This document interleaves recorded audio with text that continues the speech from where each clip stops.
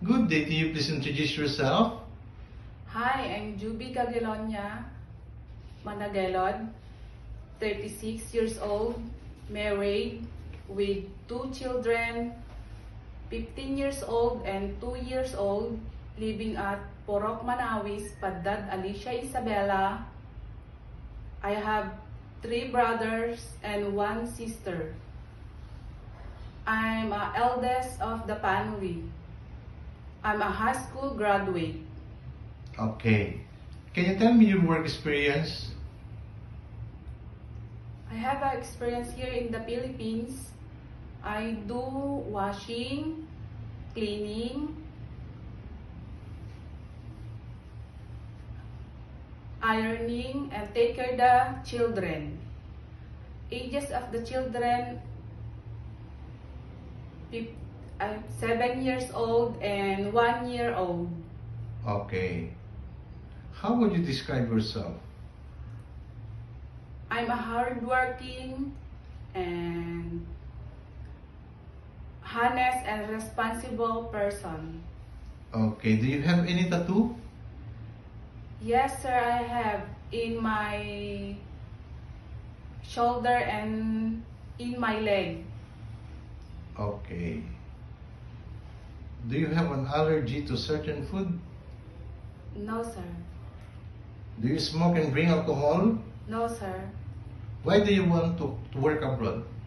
I wanted to go abroad to provide my family and especially to my children, and also to be financially stable. Okay. If you get hard, who will take care of your children? My parents and my husband. If you're homesick, what would you do?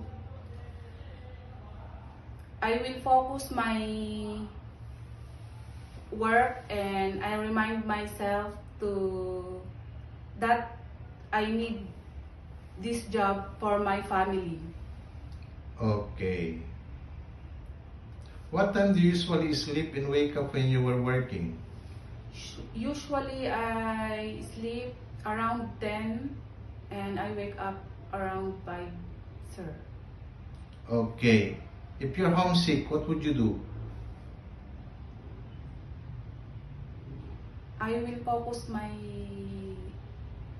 work, sir. Okay. Are you the one who do the cooking and marketing at home? Yes, sir. Sometimes kids are super active and they tend to be out of control. How would you control your temper? I will more patient, sir, and calmer when dealing them, sir. Okay. Do you accept no day off but to be paid instant by your employer? Yes, sir. Can you promise not to lend money in Hong Kong? Yes, sir. Are you scared of dogs and cats? No, sir. Are you willing to share a room with kids? Yes, sir. Do you promise not to use cell phone during working hours? Yes, sir. Do you promise to finish your contract? Yes, sir. And I'm willing to extend if needed, sir. Okay. Can you cook Chinese food? No, sir, but I'm willing to learn. Can you sing nursery song? Yes, sir.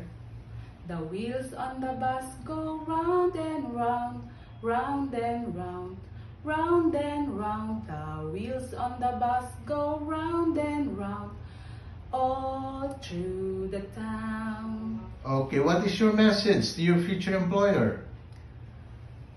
Good day, ma'am, sir. Hope you select me as your helper. I'm hardworking, honest, and responsible person.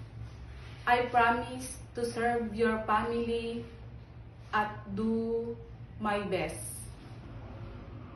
Thank you, sir.